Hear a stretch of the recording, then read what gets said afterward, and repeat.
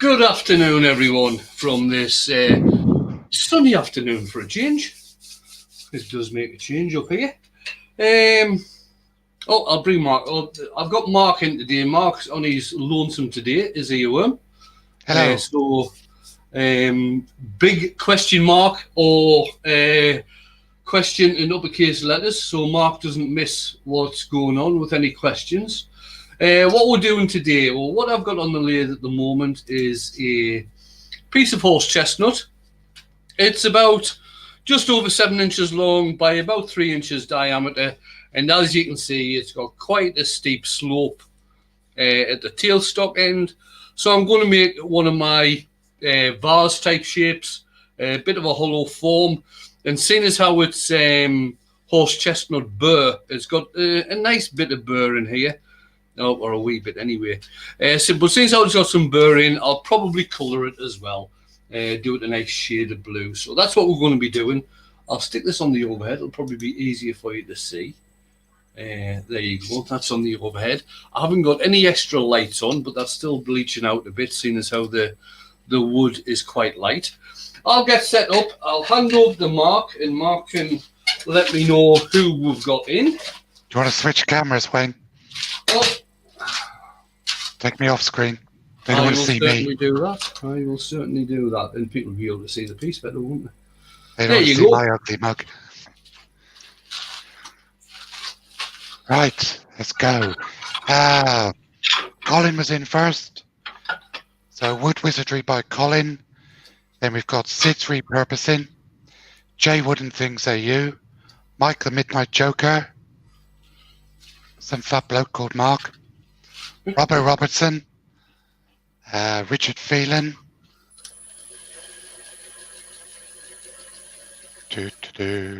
Dr. Bob's in. Hello, Dr. Bob. Hi, Bob. Colin Izzard,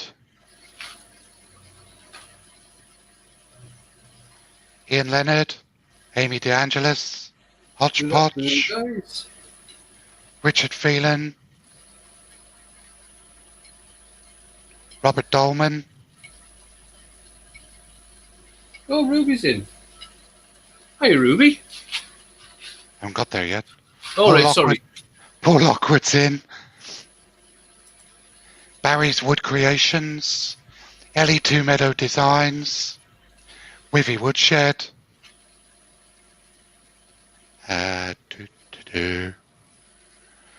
Lovins to Share.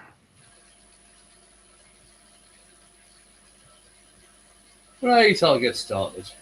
Leroy 500. Barry's in. And Glyn Senior's in. Good afternoon, Glyn. And Ruby Clark. Hello, Ruby. Hi, Ruby.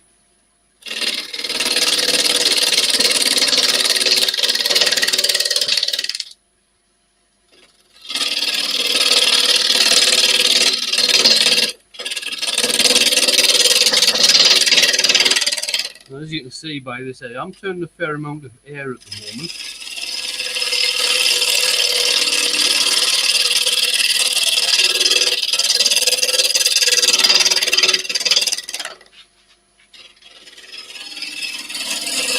The bark may well come off this,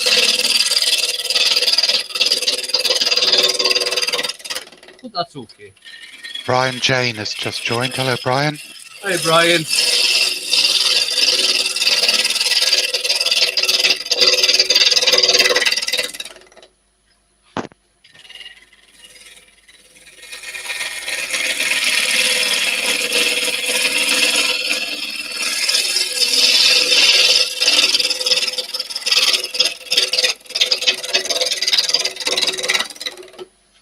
I'm using my 3/8 spindle gouge at the moment to turn this. Just get the tool rest moved in a bit.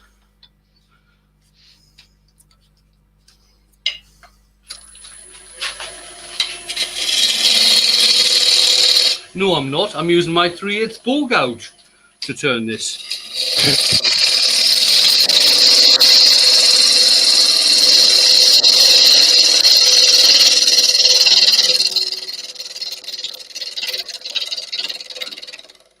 It's all right, folks. It's his age.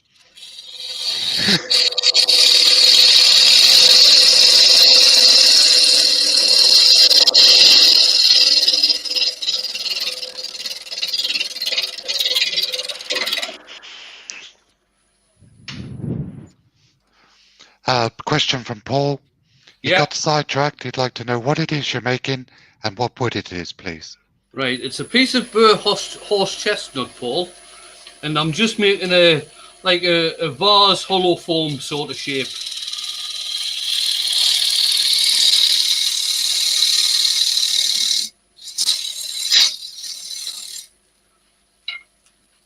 I'll move on to my, if I can find it, 1/4 inch bowl gouge.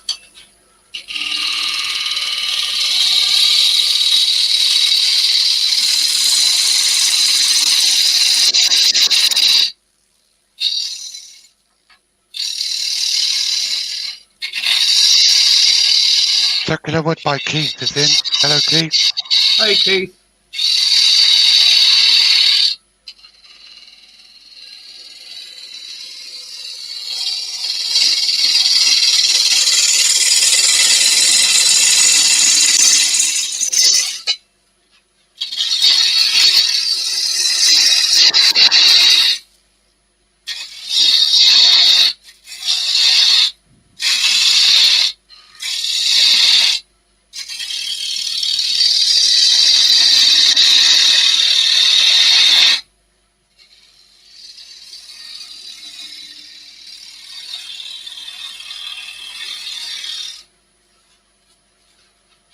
Right, that'll probably get parted off at that point. Now, I wonder if I should put a foot on this. I probably won't.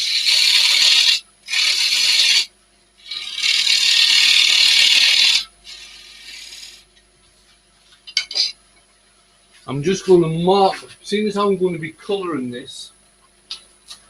Oh, Glenn's probably going to start shouting, seeing as how I'm colouring. I'm just going to put on a parting point. Wayne, how do you go about deciding whether you want to put a foot on or not? What's your thought process? Right, a lot of it's to do with the shape. And this particular shape, I actually prefer this particular shape where I've got where it's fairly thin, or it slopes inwards towards the top. I suppose it all depends on how I feel on the day. Sometimes I'll decide to put a foot on and sometimes I'll leave it off. But looking at this piece, I think this piece will actually look better without a foot. Okay, cool. So what I've tried for there is sort of a semicircle, if you like, on the bottom. And then it'll be fairly sloping in straight side. I'm going to try and make this the final cut. So it's going to be fairly thin, this cut is.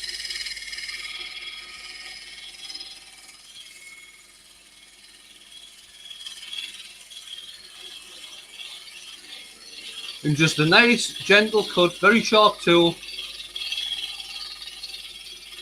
And I've got the tool rest pointing in the direction of the cut. So I don't know if you can see from the overhead, but I've actually got my finger in the channel of the tool rest, so I can actually just follow that line along. I'll get a bit of chatter here because I'm starting to turn a fair amount of air. And take the cut all the way through to the end. It looks like you're getting some really fine shavings as well. Yeah, really fine shavings. So my tool rest has actually got a dip just under the tool rest, so I can actually use my finger to guide the tool as I'm going along there. That's one of the things that I like about this particular shape of tool rest over the round bar stainless steel ones, because they don't have that. Michael Stratton's joined. Hi, Mike. Mick.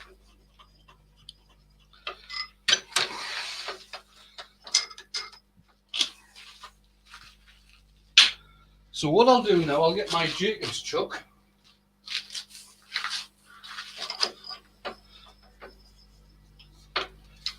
And swap over the drill bit. Mick's been busy this morning winding up Mike Walt. Yeah, but I thought that was your job, Mick. I'm sure you had a job description for that. Mike Walton, Ed Oliver. It's in his contract. He has to wind them up. Yeah, I thought it was. Right, what I'll do now, I'll move the tool rest out the way. I'm going to bring the speed down to just under 500. Yeah, that's just under 500. And I'm going to drill out the middle. Now, there might be a bit of shaky about on this because of the steepness of the angle. I might get a bit of shaking about, so I'm going to have to go very careful to start off with. And hope for the best.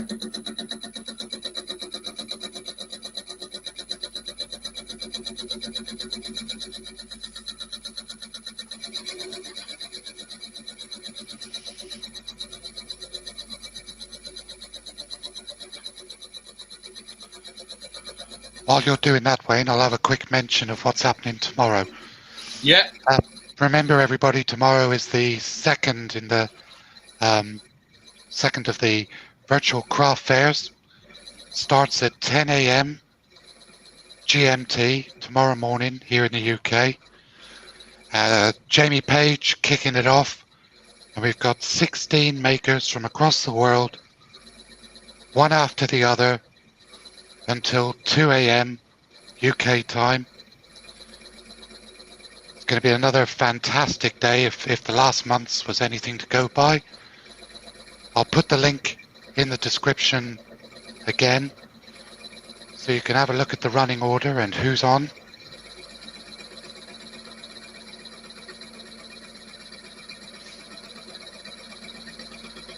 Feel free to pop in. Each individual maker, you have to go to their channel to view their video.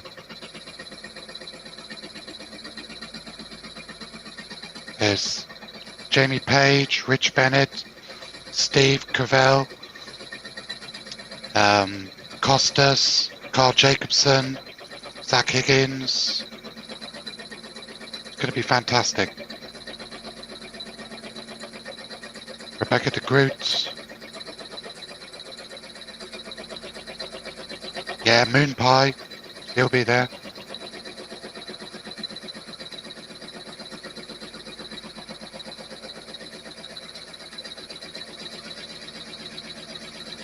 Starting to get down to solid wood now.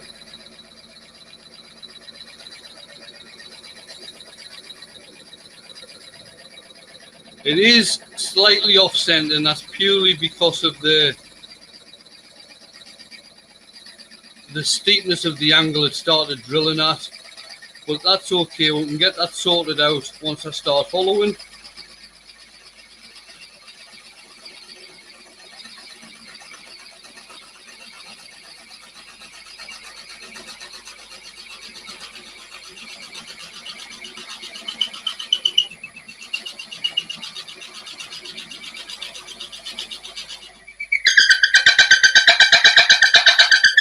Sorry about the noise.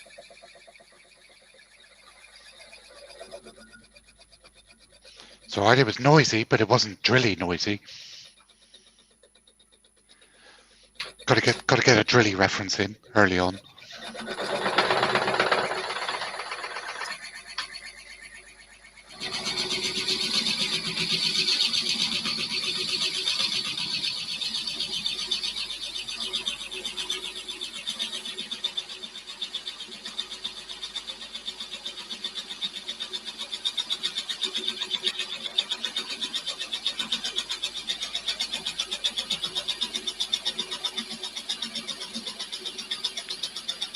$41 in, Wayne.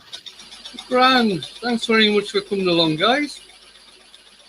I didn't know if I was going to actually get this piece on today because it was fighting me a bit this morning when I was trying to turn it between centers.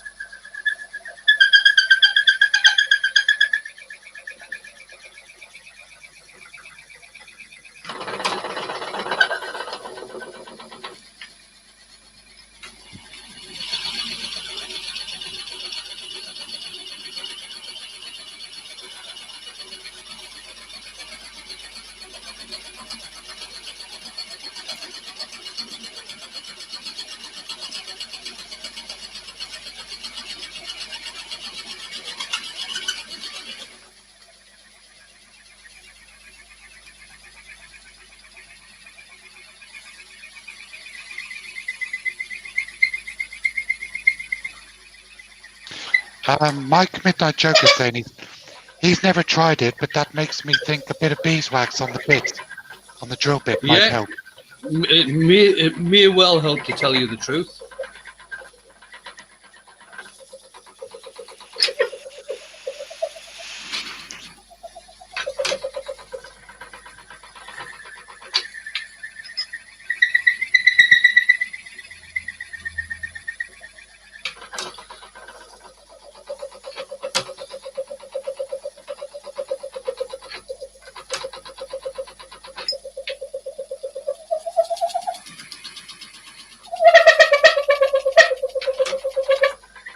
I should have cleared all these shavings out to start off with, but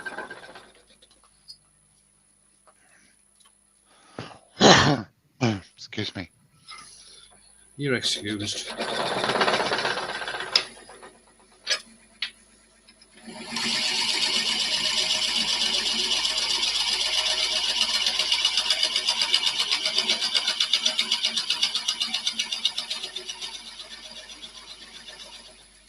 That's probably about as far as I want to go with the drill.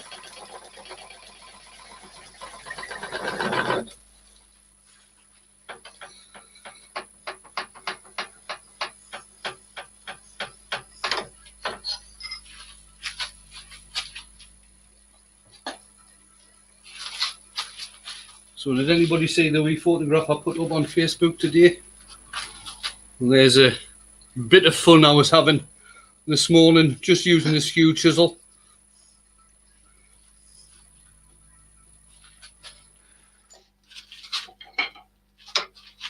That's awesome.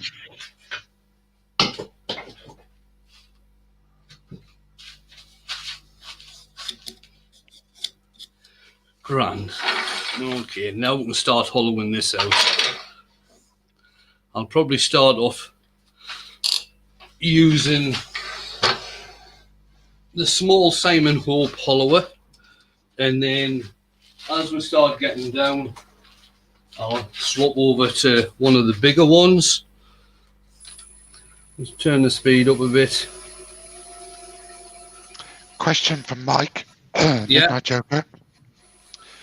Was that an MT2 holder extension for the Forstner bit? No. No, I've got it actually in the Jacob's chuck, so it's just an extension. Cool.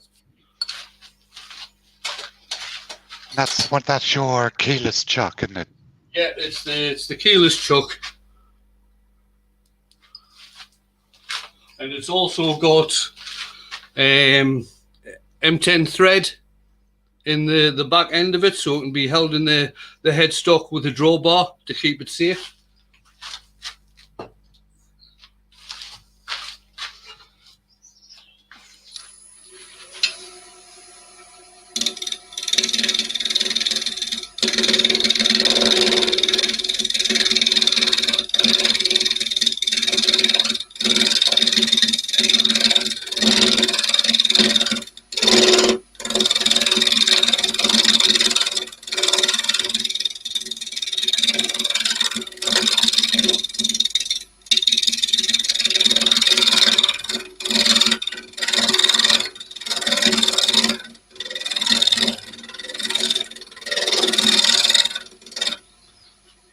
I just want this tool rest up a wee bit.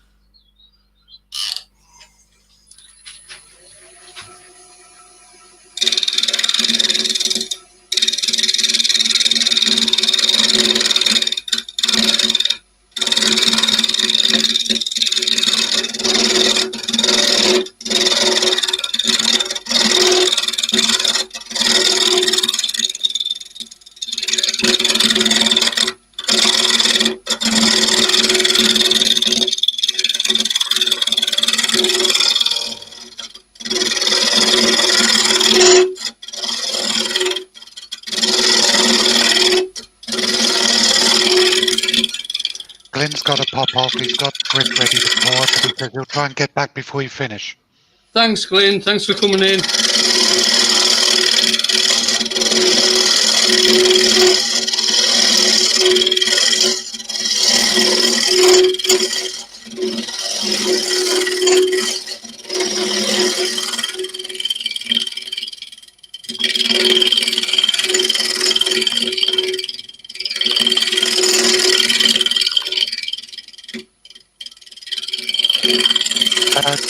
Two questions. Yeah. First one from Mick Stratton.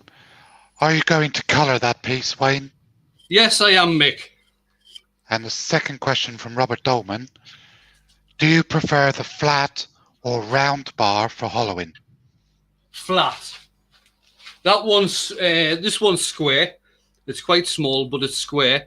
And the cutter is set at 45 degrees, so it gives a decent cut. I'm going to move on to the bigger one. And again, this is the Simon Hope one. And it's got the same size cutter in. It's a 6mm cutter. It's a cupped carbide cutter on this one, but it does remove a hell of a lot of wood. And this one is also set at 45 degrees as well.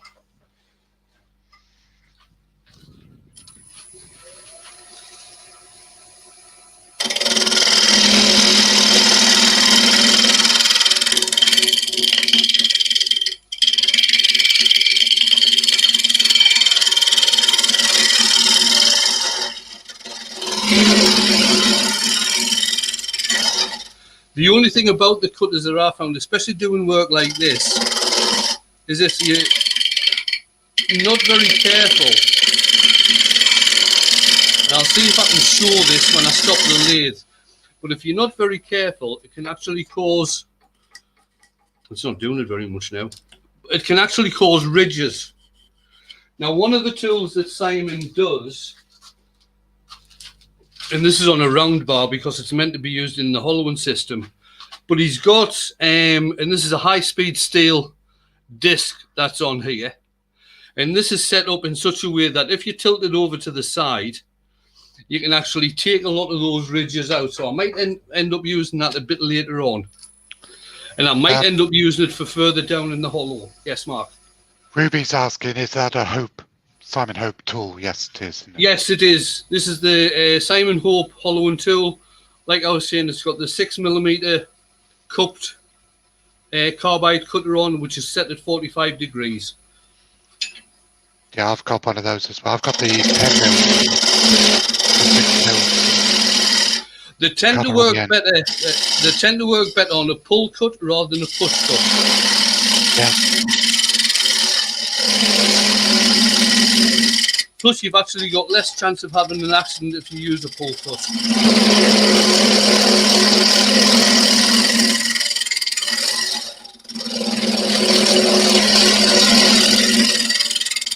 James Pritchard has joined. Hello, James. Hi, James.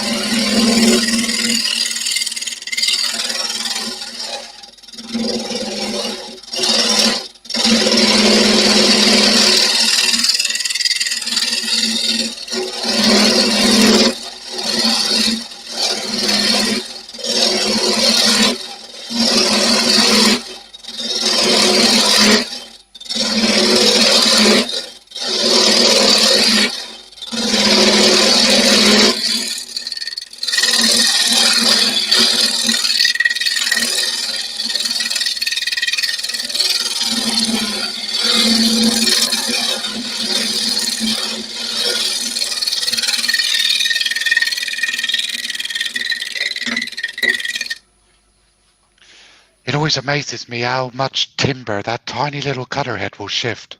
Oh yeah, it's brilliant.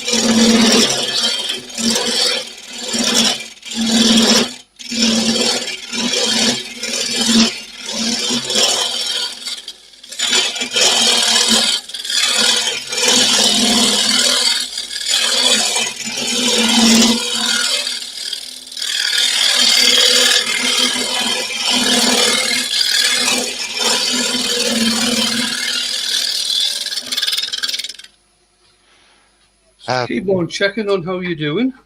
Midnight Joker saying there's a VB36 for sale in Plymouth, Mark. How come you're here? Because I haven't got $3,000. That's why I'm here. Yeah, that's been Otherwise, for sale. I'd be there. It's been for sale for a couple of weeks. That has. Yeah. Got to ask yourself why. Probably because nobody's got any money to buy it.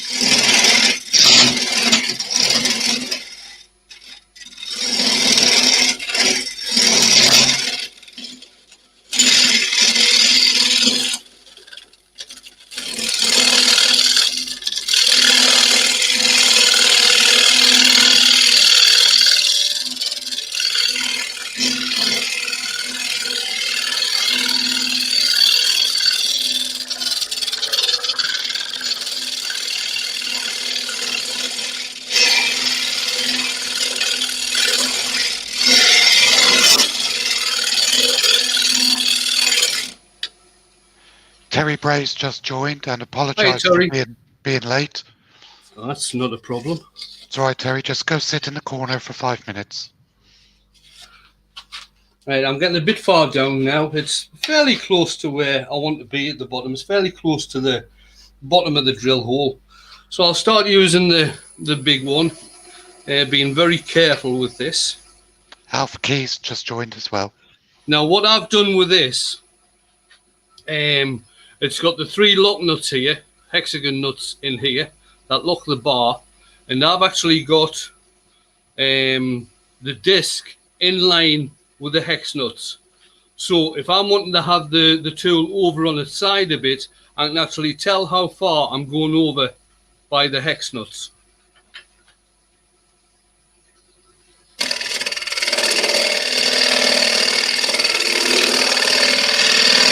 Tommy Dunn's had to leave. Sorry, Mark? Tommy Dunn's had to leave. Okay. Cheers, Tommy.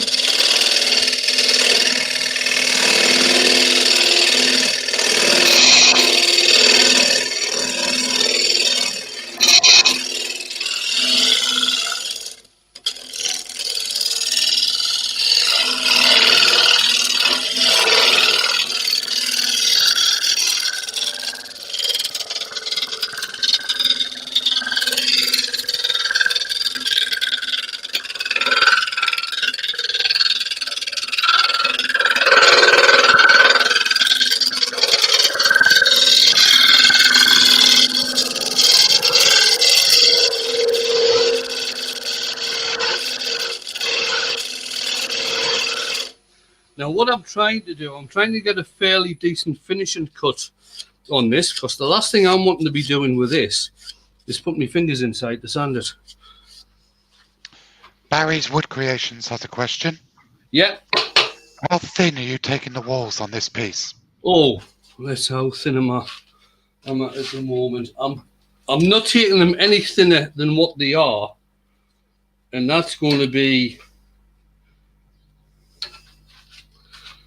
I would say, about 6 mil. Yeah, about 6 mil. Quarter of an inch.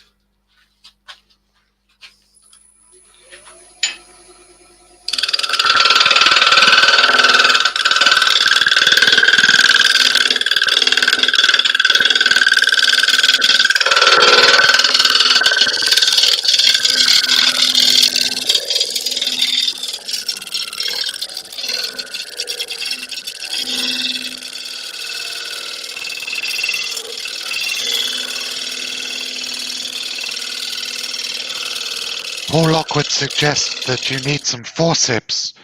Great for sanding where fingers shouldn't go. Good idea, Paul.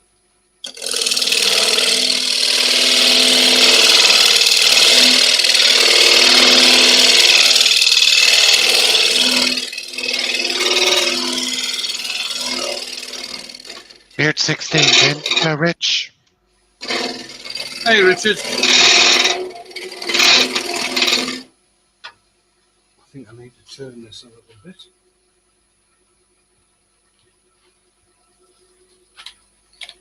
See if I can find an Allen key that fits.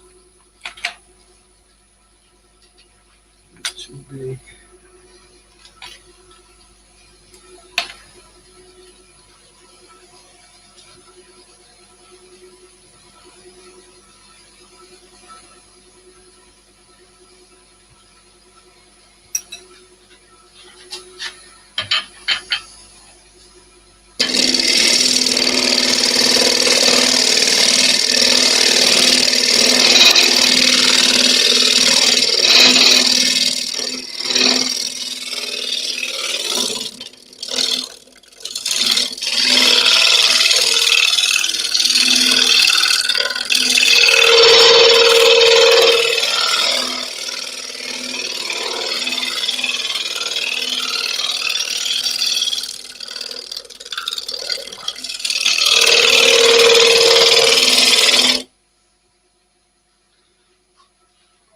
I wonder what the sovereign tool would be like on this. The other thing you could do is make a sanding stick. Take a piece of dowel, split the end, and insert the sandpaper into the split, and then just gently push the dowel in down the side. That's how I do it. That's one.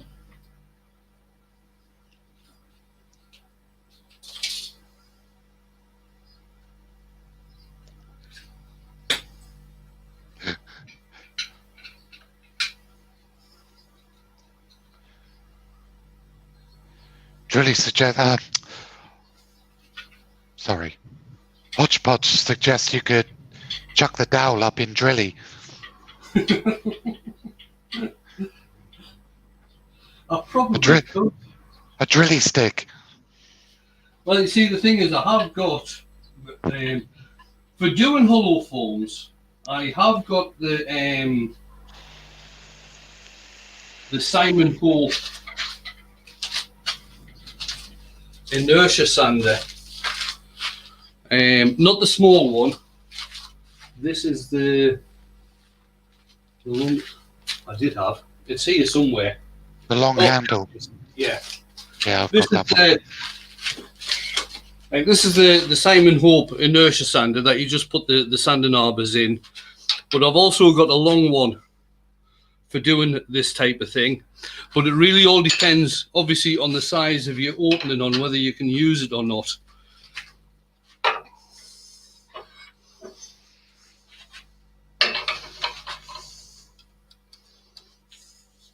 Robert Robertson suggests another way is to use a flap sander in a drill on an extension.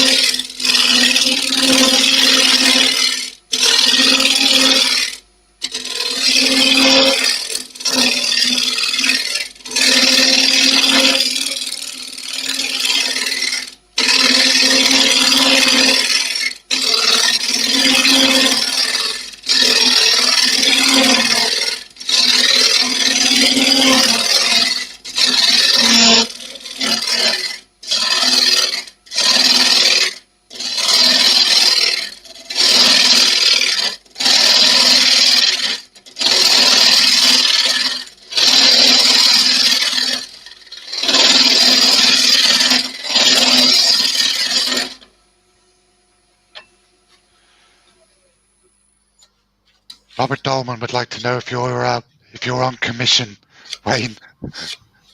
For what? For Simon Hope, I think. No, not at all. I don't think actually Simon does things like that. Oh no, he supports Mike, doesn't he?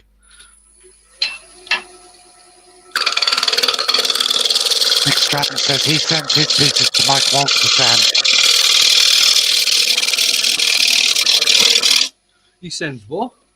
He sends his pieces to Mike Walt to sand. Well, you see, Mike will do it the easy way. He'll probably just snap it in half to sand it. then glue it back together. Yeah.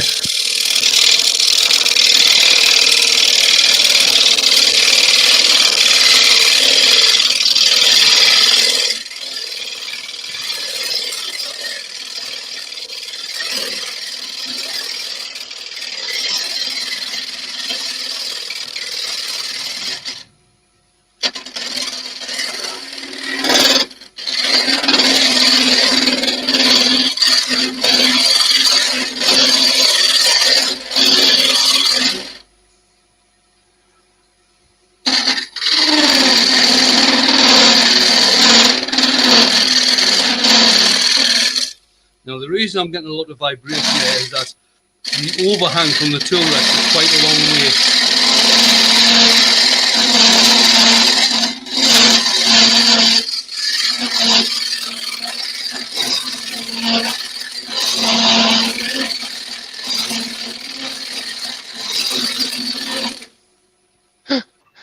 Paul Lockwood says, you have enough trouble staying employed with Glyn, let alone anybody else.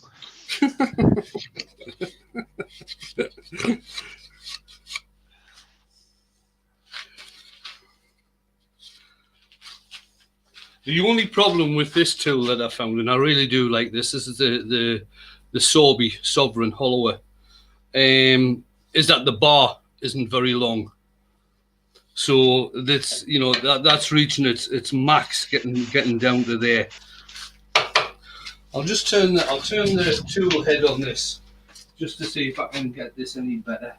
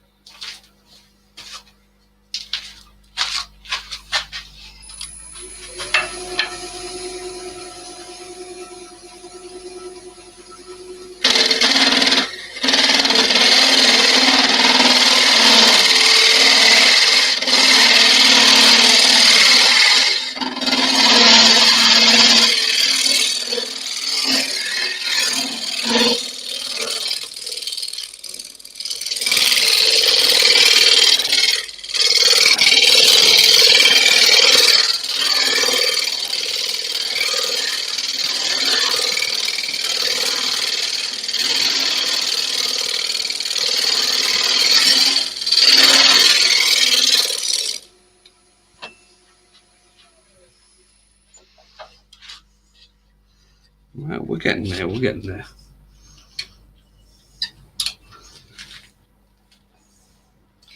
I've just got a little bit to clean out around this area, and then that should be us done. Just coming up to 40 minutes, Wayne. Oh, grand. I've just got probably sanding and colouring to do.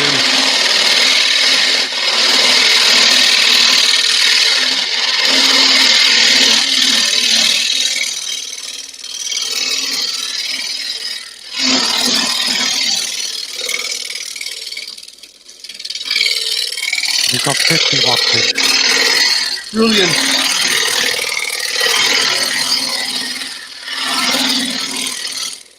Now, one thing you have got to look out for when you're doing this type of thing is shavings coming out the side. If you see any shavings coming out the side, you've probably gone fairly thin.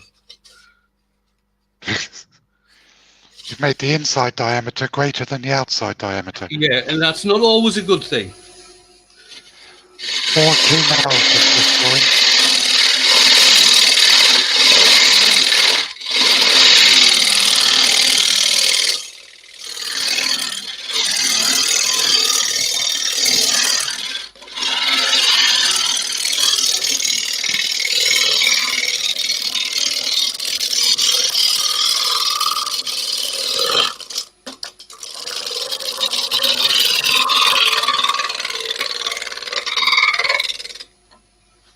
There we are. I think that'll do. Just give that a quick hoover out. Robert Lapsley's just joined. Hello, Robert. Hello,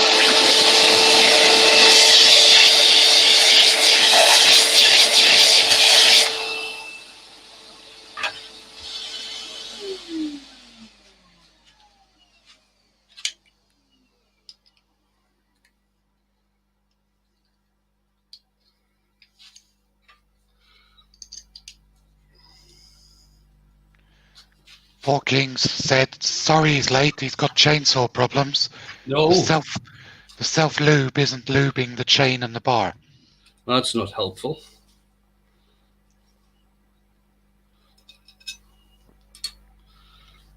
Right, I'm just getting my inertia sander set up.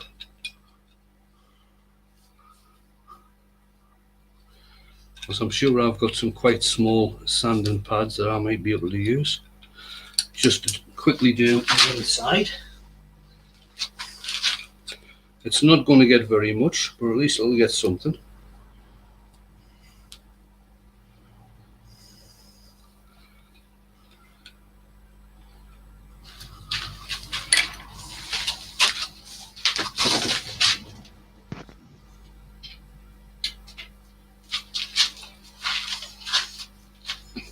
And the good thing about this long one, you can actually use it.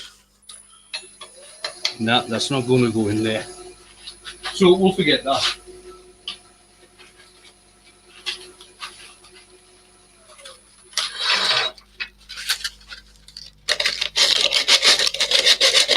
We'll just quickly do a wee bit of hand sanding, not very much, just at the top here.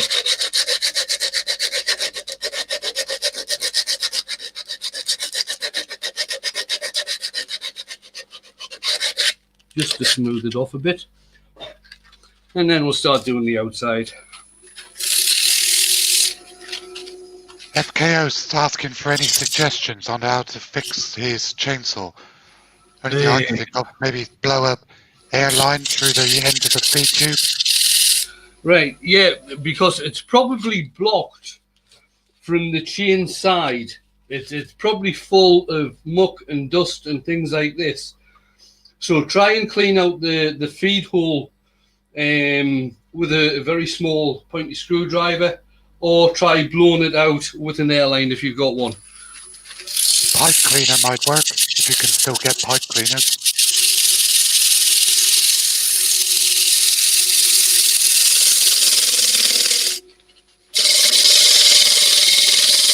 Or a bit of heavy gauge copper wire, try and thread that through. Just something to ream out the pipe.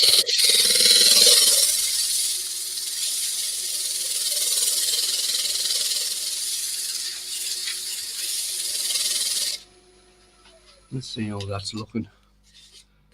That's looking not too bad. It's got some lovely grain in this, which you can't really see, but hopefully it'll stand out better when I start putting some colour on.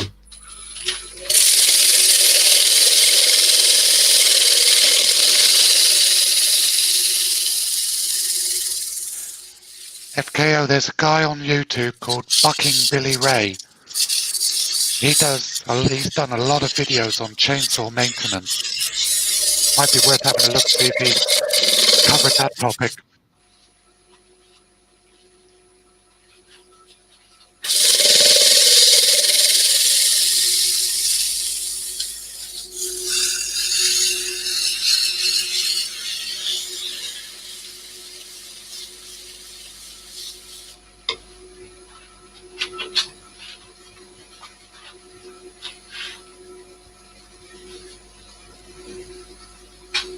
That was 240 I did there, and I'm just going to finish off with some 400.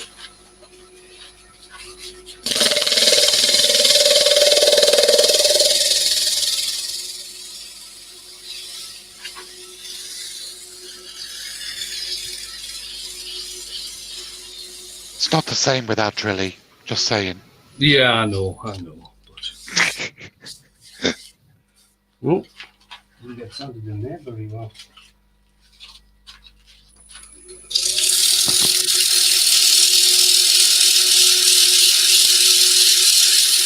Douglas Mungham is in. Hello, Douglas. Hi, Douglas.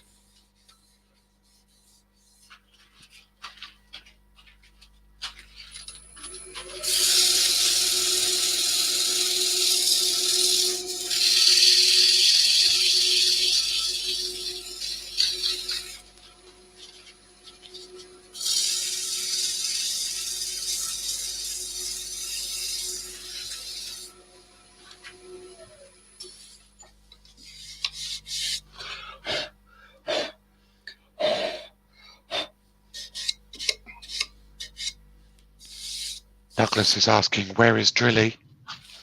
Sorry, Douglas, he's not coming out to play today. Now, what I'm going to do, I'm just going to do the inside of this just with a quick spray of ebonizing lacquer.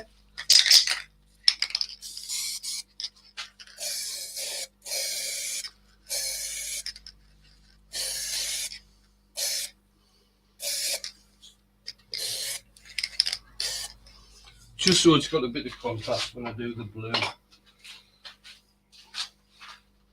And I'm going to use an airbrush.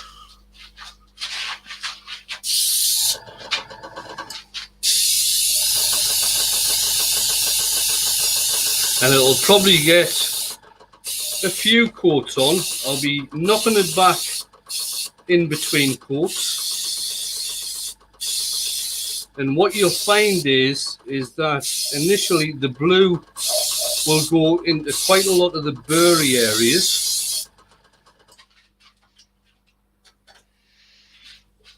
And I'll just let that dry off. Give it a quick blast with me hot air gun.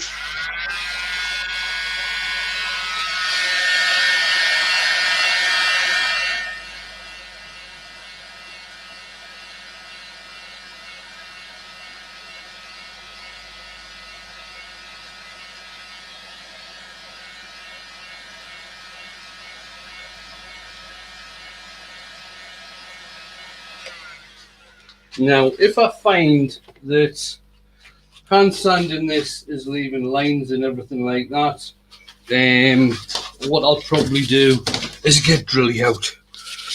But let's just have a look. Just give it a quick going over.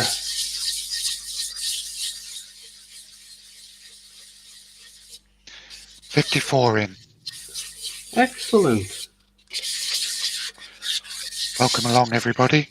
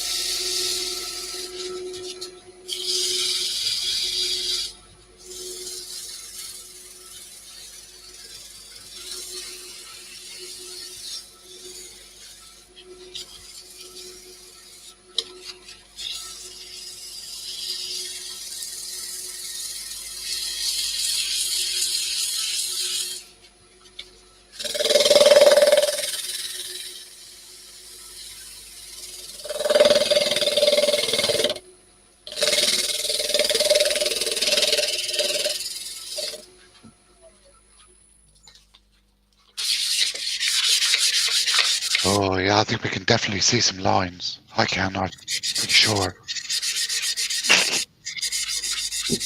You're just biased, you are. Give the people what they want.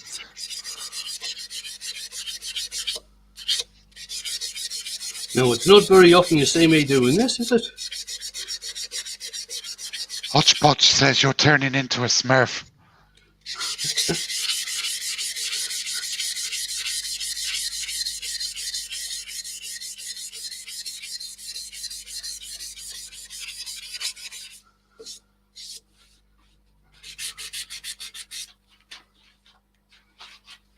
Right, here we go then.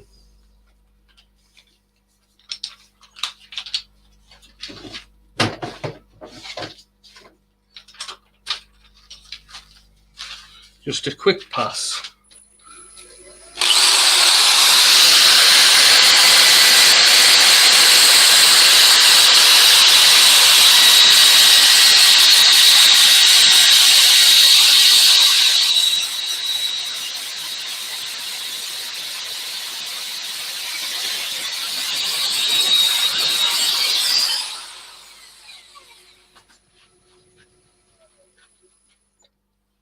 Right, so you can actually see now where some of the stain is soaked into bits of the wood and it hasn't taken on other bits of the wood. So it's actually making the burrs stand out. Now, what I could do... Steve Jeremiah's just joined. Hello, Steve. Hey, Steve. Put a different colour in there. What should we use? Ruby?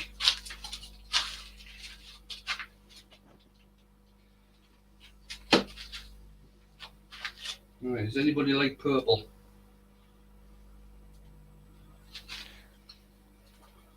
Ellie's going to have to pop off. See you later, Ellie. See you later, Ellie. Thanks for coming in.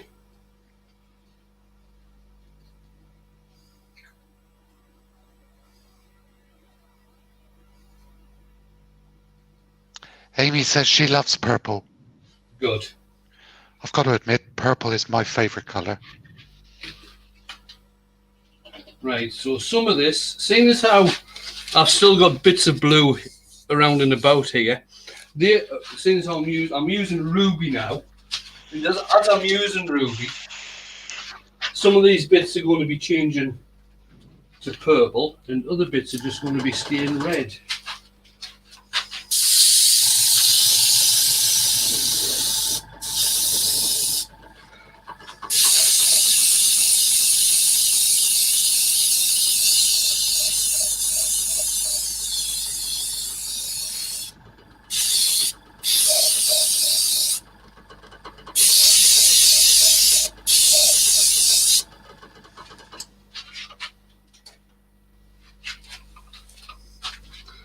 I'll give that a dry off. They've actually turned more black than purple, but not to worry.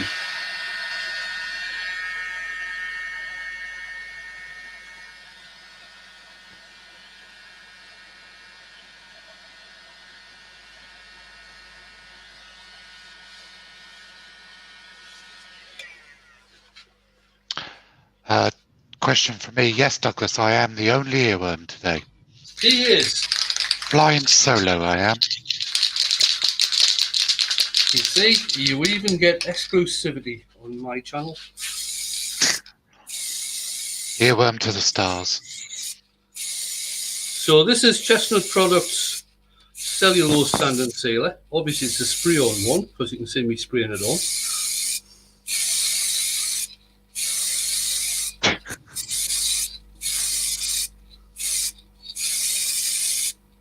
And I don't know if you can see, you can see the likes of this area here, where it's sitting on top and just drying on top, but in other areas it's actually soaking straight in.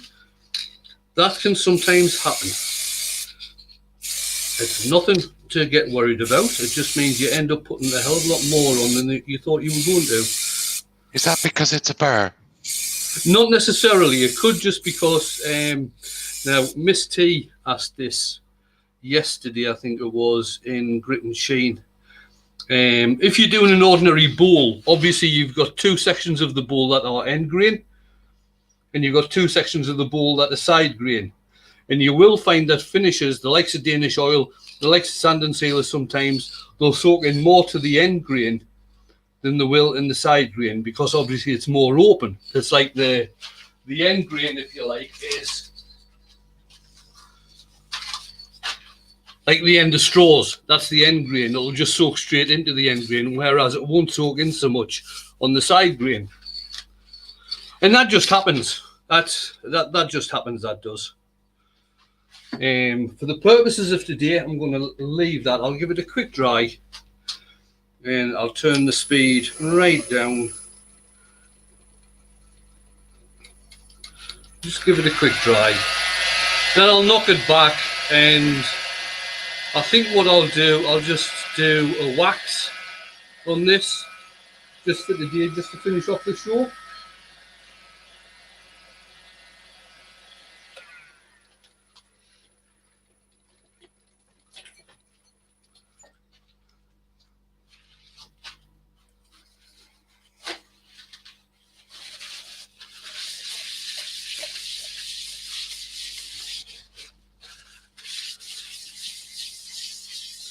I'll quickly knock this back with an orange Scotch Brite pad. The orange Scotch Brite pad has got the equivalent grit of around about 1200, so it shouldn't actually make a lot of difference to the stain.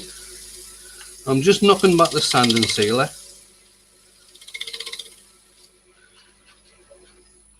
And then I'll stick on, I'm going to have to probably open a new tin of microcrystalline wax. No, there's still a bit in the bottom.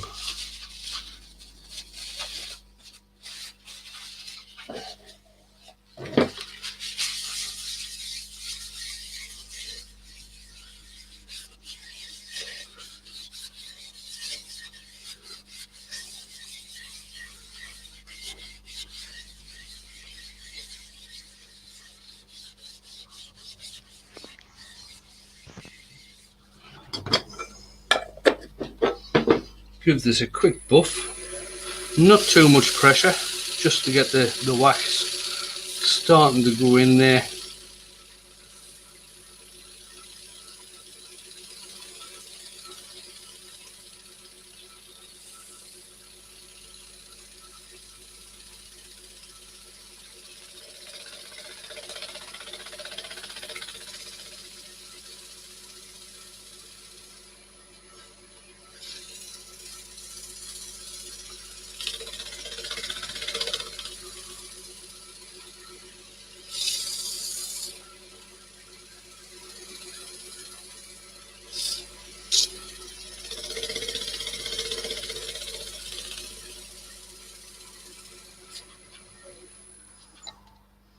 That's looking nice.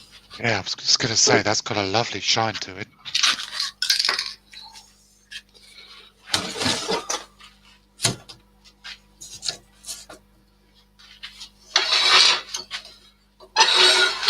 Well, Steve Jeremiah is saying he's just been having a moment. He had an exploding bauble on the lathe. Oh my life. I hated when that happens. That happened on one of my lives last year, that did. And now I'll get it parted off.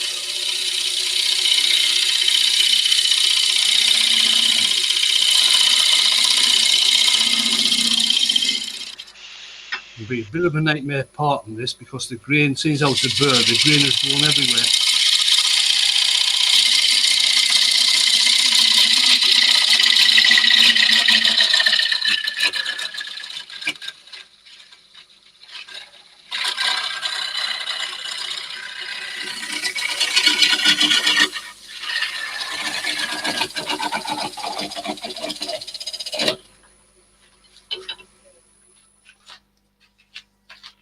And then just use a skew chisel to take off the nub on the bottom.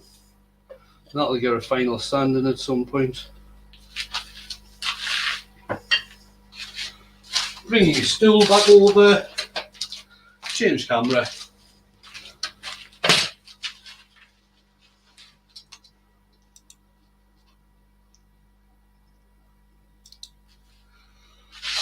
And here we are.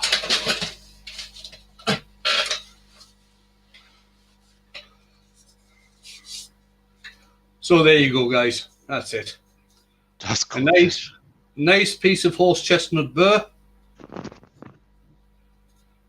Finished with, I'm sure Martin's changed the name, but when I bought these colours, it was stone blue, which is the lighter of the blues, and ruby, which is the darker of the reds.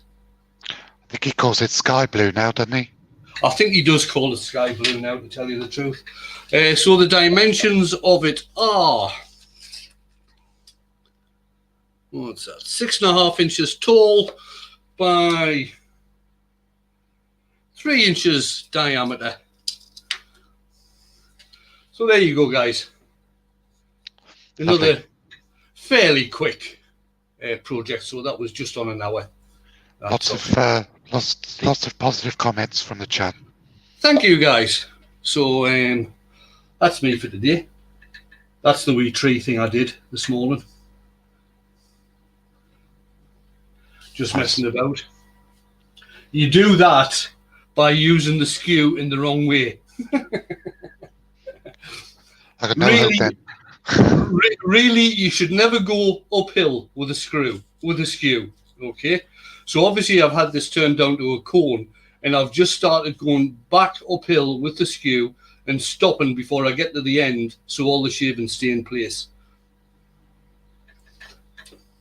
I can't even use a skew the right way. I've got no hope. Right, any questions before we finish?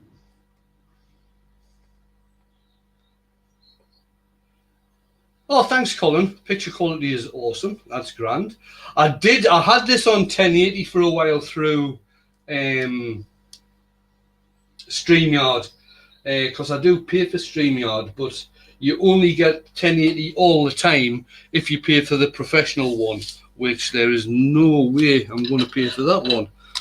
It's super expensive. So I'm on 720. The 720 seems to work well with the computer I've got in the workshop. I used my laptop on Wednesday night, and that didn't seem to work as well using the laptop. I was getting a lot of problems with my audio and also with the picture as well. I think I remember Richard saying, or somebody was saying, oh, was that Monday? Anyway, doesn't matter. So yeah, I'm pleased the picture's okay. Picture quality's been great right the way throughout. Grand. I was thinking of doing the tree green, Douglas. I might make some more of them. I've got plenty scraps of wood I can make them out of, so I might make some more of them. Although I don't usually do the C word, as Mark and I were discussing last night in the hangout. Mark and I were being very bar humbug last night. Oh yes. Yeah. Do not like that particular time of year at all. I don't tend to do Christmas turnings. I did last year, but I don't tend to do them. Really. Colin's got a question. Yeah. Is a negative rake... Oh, you're asking the wrong people here, because we'll say yes. Is a negative rake scraper a good item to get? Yes. Yeah. Either that, or you can just buy an ordinary scraper and profile your own. Yep. That I've done with this very old scraper. I've just reprofiled that into a negative rake. I've negative raked all my scrapers now. Love them. Love them to bits. They give a lovely finish. People know my turning is nowhere near the standard of Wayne's, so I don't get the same level of finish off of my gouges that he does. So I like to use a bowl scraper to finish off a piece, and the negative rake just gives it an absolutely brilliant finish. Right. Mark, are you on Colin's YouTube page? Yes. Are you subbed? Can you go onto his page and bring copy and paste the... For Collins, yes. Yeah, for when he set these new lathe up. I think he did a short. I don't know if he did two. I know he did the unboxing. I don't know if he did one after that. It's just that Paul Smith's after it. If you could do that before we finish, please. Yep, just looking for it now. Right, I tend to the angles I go for. It tends to be 65-25. I go for. What do? I do 60-25. As long as it's under 90 degrees, I think you're okay. Am I right in thinking that, Mark? Yeah, it says as long as the included angle is 90 degrees or less. So your top angle and your bottom angle added together, as long as they're 90 or less. So 60-25 is 85, 60-30 is 90. I think Mike Walt prefers 35-35. So what do? You just play about, you find the angles that gives you the best finish for yourself. Right, Bob's saying that Colin turned the box on his new lathe. Is that the one that you're after, Paul? Is it the one with the box, or is it the one when he was actually unboxing it and getting it set up? Well, Mark's put a link in anyway. Yep. Barry's asking what is a negative rake scraper. I think we just answered that, didn't we? Right. I don't know if I've done this one. Colin, you don't need a Pro Edge to do it. Just need a protractor to find the angles for the table on your grinding wheels. Right, an ordinary scraper has the bevel going straight up to the top, right? A negative rake has one angle going up on the bevel and it has another angle actually on the top. It stops the scraper self-feeding into the wood, and it reduces the chances of a catch. It doesn't stop it completely, because if you're a fool, you can still get a catch even with a negative rake. You can jam it in there, but it reduces the chance of a catch, and it also leaves a lovely finish. You have to sharpen them more often as well. But you can just use a diamond card. Just to put an edge back on, just to hone it back, yeah. I usually have a diamond card in the back pocket of my smock.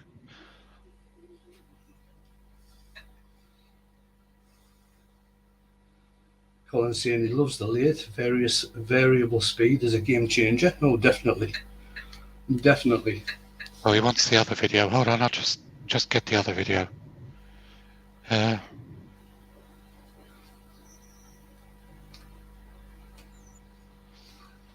saw on, was it Woodworking Sales and Once yesterday or this morning, somebody is selling a complete turning setup with a Record Herald, Pro Edge Deluxe, chuck, various gouges and everything. I think selling due to ill health for 1,500 quid. Yeah, I saw that. It was Axminster, wasn't it? Axminster lathe, I think, wasn't it? No, it wasn't. It was a Herald. Oh, was it a Herald, was it? It was I a Herald, saw somebody was selling a complete same lathe as you've got and a full setup for 1,500 as well the other day. Oh, right. That'd be a good buy, because this one, brand new, is, I think it's over 2,000, including the legs and the extension bed. Well over 2,000.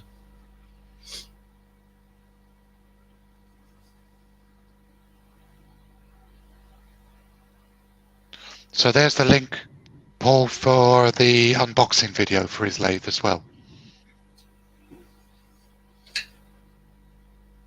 Grand. So guys, right, let me know when you've got that, Paul, so I can end the show, or you should still be able to get it later on if you watch it back. One final look at the hollow form. So there you are. It did turn out more black than purple in between the red, but I think it still looks very nice. I'll get some. I'm actually pleased this burr bit here is at the bottom of the slope, if you like, because that means that's where I can take a decent photograph from and bring out a lot of the different colours. That's lovely. So I'll get a photograph done this afternoon, get it up on the social medias. Well, what I'll probably do, Ruby, I will probably spray the inside with lacquer, just so it has got something of a finish in there. It's got the ebonizing lacquer on, so that's put a bit of a coating on. So I'll probably just put a couple of coats of, oh, there's the hounds out. Jane must be back. I'll put a couple of coats of a matte lacquer probably on the inside, and I'll probably put some more coats of wax on. But since how it's off the lathe, I'll just use a buffing system to buff it up. But that'll be over the next couple of few days, and like I say, I'll get some photographs up this afternoon of how it is at the moment. Cool. Oh, Terry Gray saying it's a 406. Oh, right. I must have seen some. I'm sure I saw one with the Herald this morning. Right, guys, I'm going to close it down. My good lady has just come back. so I'll probably have to go in and get our lunch done. So thanks for coming in again. Remember tomorrow, it's the Virtual Craft Festival on from 10 a.m. UK time through to 2 a.m. Sunday morning. 16 different crafters on there, all doing great stuff. An hour each they get for doing it, and it's on their own YouTube channels. Okay. Right, guys, I'll see you soon. Bye for now. Cheers, everyone.